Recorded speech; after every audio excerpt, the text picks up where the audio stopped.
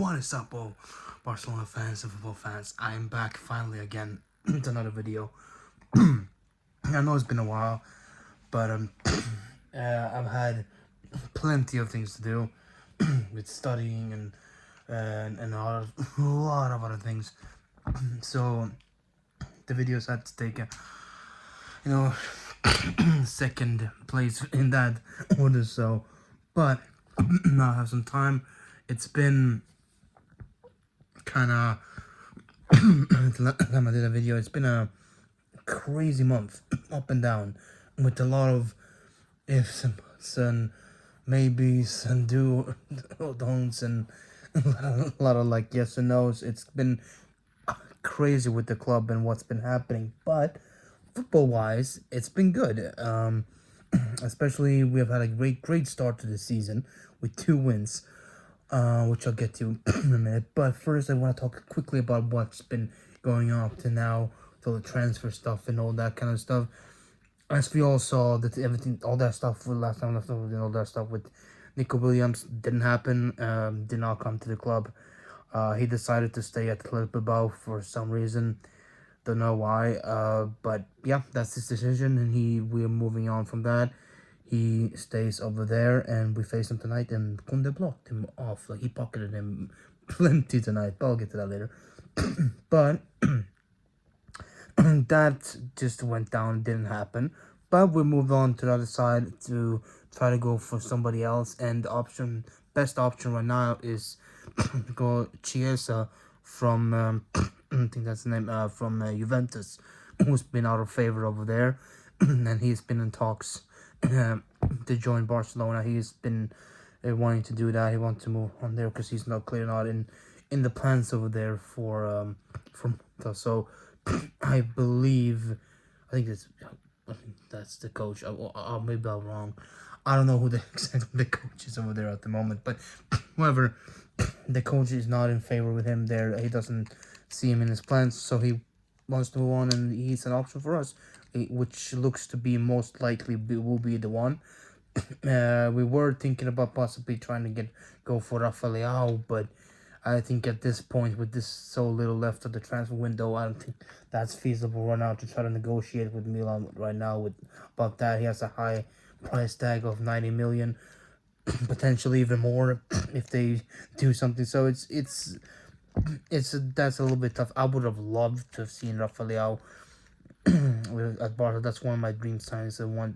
I would love for us to do to get in, but it doesn't seem very likely at this point right now. So it's not gonna really happen. But still, Chiesa would be a good option. He will good good for the squad depth, good for a few other things, for the team, and how Flick can build on it, especially with how many matches we'll be playing this fall with the new format of the Champions League and the Cup coming in potentially there somewhere, and all the league games too. So it's gonna be plenty of that, and it's good to have squad depth so you can rotate and like kind of get the team going and flowing in the perfect way and not risk any injuries and stuff. So that's is that on the signings at the moment. Nothing more else. Yeah, well, of course. Oh, there is one more thing. We did sign Dani Olmo. We have signed Dani Olmo from RB Leipzig, and also at the moment it's hard for us to register him. We're working on that to try to register him. It's how it is with the 1-1 rule and all that kind of stuff with the wage gap and all that.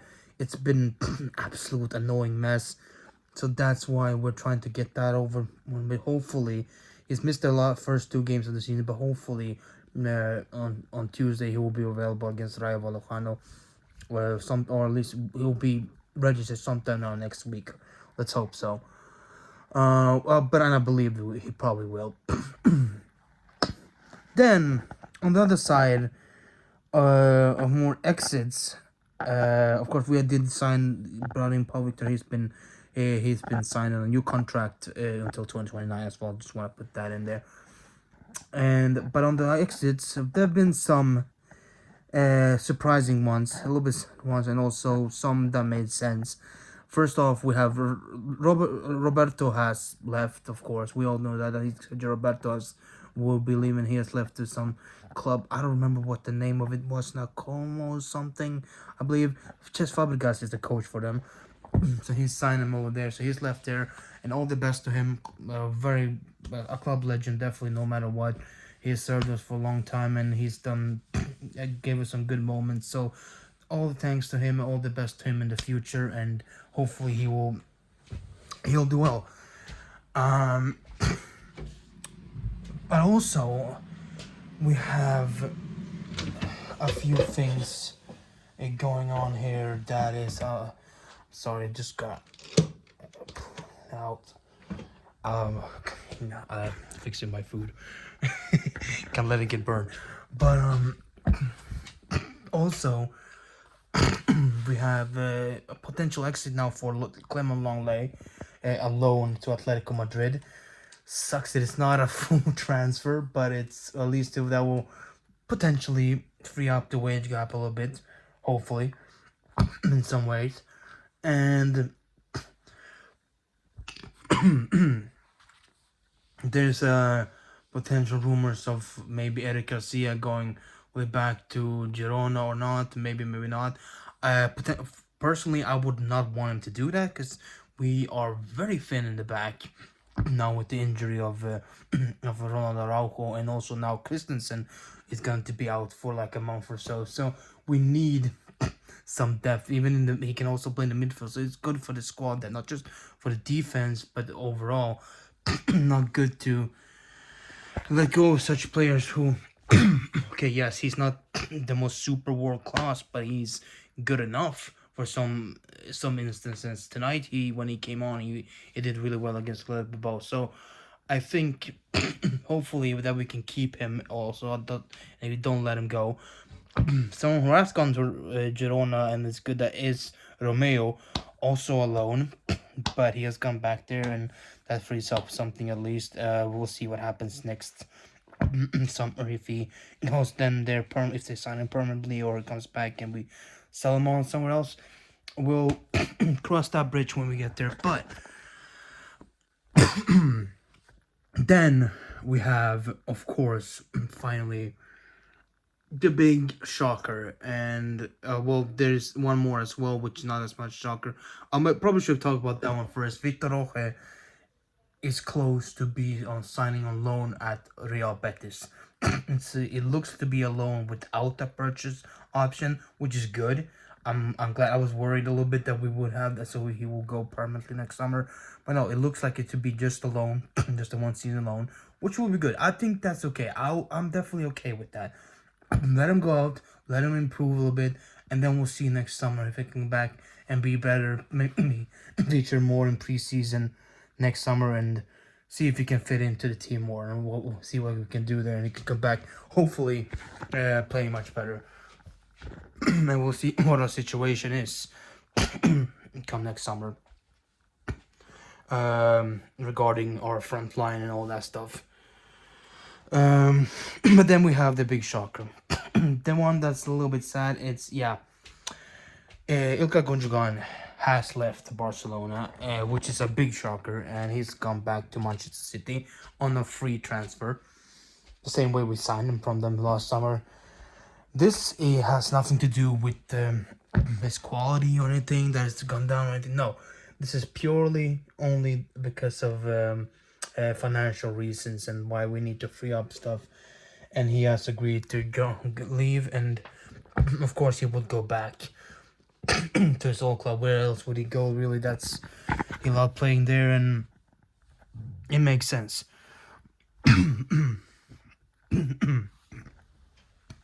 And and also, it's sad. It is sad that had to happen, and also we just like to thank him for last season and everything he did for us. I wish it was longer. I wish it didn't like this, but I want to thank him for giving his all and for the goals that he scored and the dedication that he had last season. Even though we didn't win any trophies, he still gave it his all and really showed up.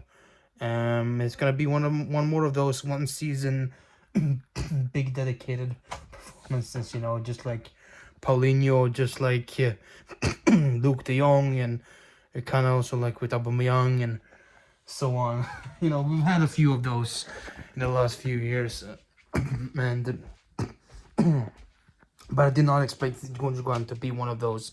Definitely not. But I understand the club why they did it. But it's upsetting. But you know, that's just how it is sometimes. That's just kind of what it is. That's football. That's a situation that we're in, and sometimes you can't avoid that. But I wish Gundogan all the best back in City, and I thank him for everything. And that's just how it is now. We had a good midfielder in him, and he did his best. And of course, it's gonna be tough a little bit losing someone like him. But it seems though that we're doing still very well, even despite that. We let's just get into these two performances so far. Preseason was good. First off, we did play well in preseason with some of the formations that Flick worked with. We beat Manchester City. We beat Real Madrid in preseason. We did lose some penalties to AC Milan, but we still took them far and did decent in that game.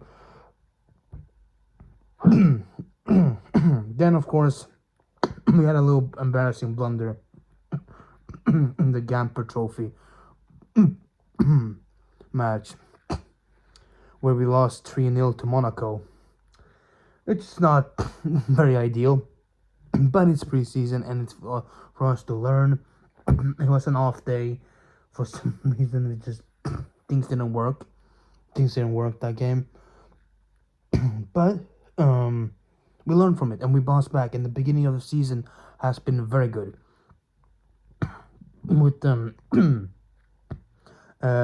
youngsters playing, definitely. Even in the midfield, we have Casado, we have Bernal, and people like that. We have them playing there, and of course we have Kubarsi in the back playing alongside Iago Martinez. So Flick is trusting these youngsters, and they're doing really well and really proving that they can play well. 2 wins so far out of 2, 6 points. First against Valencia in the first game. It was a first half that was not the most super confident. They did score first, but we did step back up again in that game, and the second half was much better, and we fought our way back, and we got a confident win in the end still, with some nice 2 great goals from Robert Lewandowski in that first game. He's been on fire since the start of the season, as well as Gundo has as well. He's been great at the right back position, especially tonight. Also, he was very great against Athletic Bilbao. We stepped up good. Of course, we scored the first goal. We opened the scoring with through Lamine Yamal, which also had a deflection, but it counts as his goal. Really good shot from him. Keeps shining. He keeps shining very well. And then, of course, I'm not going to go too deep into it. You know how La Liga is. It's not fun. It's not just the referees. It's a whole thing. I don't want to talk too much about that right now. It's a topic for another time maybe. But, Gil Manzano, what can you do? Gives away a very cheap and stupid penalty. Just that, in my opinion, should not have been a penalty. Kubarsi slipped, and then the Bilbao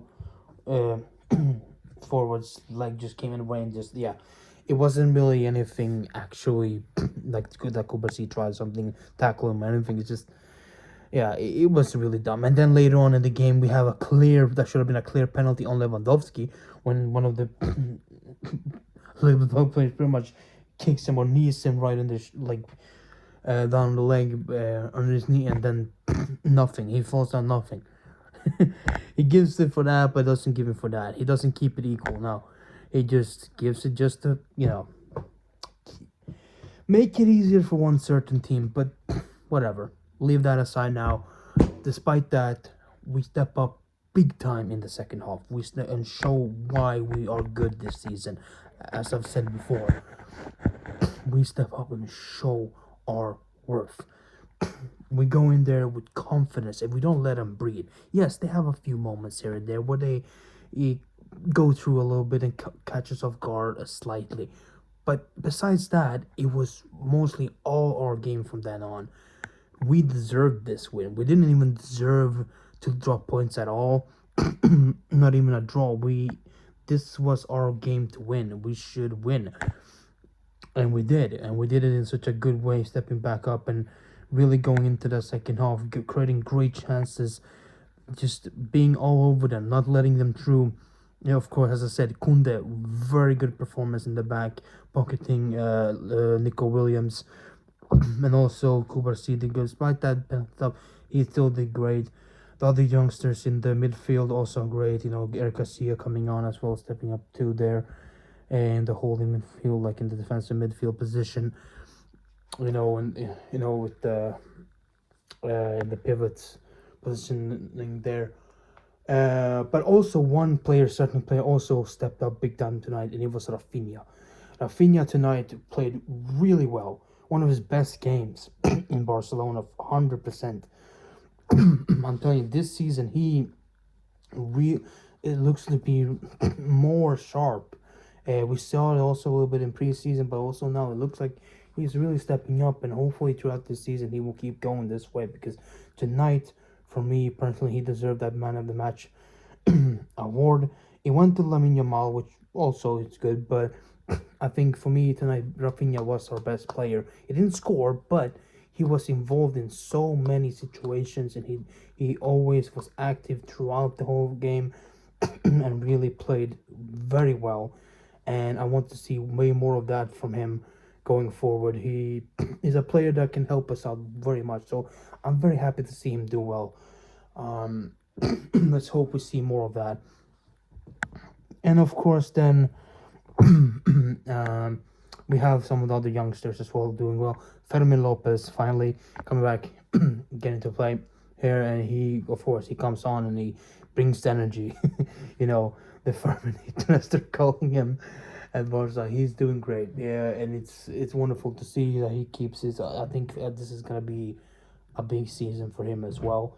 For many of the youngsters, I think this is gonna be a big season because Flick's ideology and Flick's kind of tactics are very, very good and very, very precise and controlling, and much different from Xavi's in a way. So we're way more controlled, way more persistent and pressing and holding. And even Ernesto Valverde said post game conference that he playing against a Barcelona like this that is so resistant is very difficult and very hard, and that they had very much trouble with that because we were pressing them so much, we were holding so much and controlling. And I'm very happy to see that. I'm very happy to hear it because that's what we need. That's what we've been needing for the last few seasons as well. And I see Flick has definitely brought something in these players, and he brought up the fitness as well. And he's doing a very good way of motivating them and holding them in such a great way. So I hope we see more of that because this is going to be a demanding season with the amount of games that we're going to be playing, especially now in the fall. So hope we can keep controlling that, and if we keep playing like this and holding fitness like this and keeping good as we have in these first two games, 100% we can win a lot of games this season and go far in most of these competitions. So let's hope for that, and let's hope we can get finally once again some success and win some trophies. Let's hope for the best, But yeah, that's gonna do it. That's pretty much all for now. I'm gonna wait, it's already getting cold, but I'm gonna go and get through a few other things, and it's a big week next week. Keep an eye out for more game review. No, not game. What I say? Yeah, well, post-match review, should I say? Hopefully after the Rayo game, and then of course we have the Champions League lottery thing. Let the group stage, kind of group stage, whatever you want to call it, draw. That's gonna happen on Thursday, and of course the end of the transfer window too, which have whatever happens there, if we sign someone or not. I'll be there to report on that as we go on next week. So yeah. But other than that, thank you guys for watching once again, and I'll see you guys next time. Bye. Peace.